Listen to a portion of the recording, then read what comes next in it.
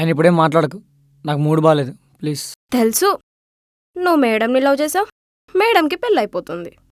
నీకోటి చెప్పాలా, నేను లవ్ చేస్తున్నాను ఒకరోజు చెప్దామని వస్తే నీకు మేడం అంటే ఇష్టమని తెలిసింది. ఇష్టమని తెలుసు కూడా ఇష్టపడలేకుండా ఉండలేకపోయా.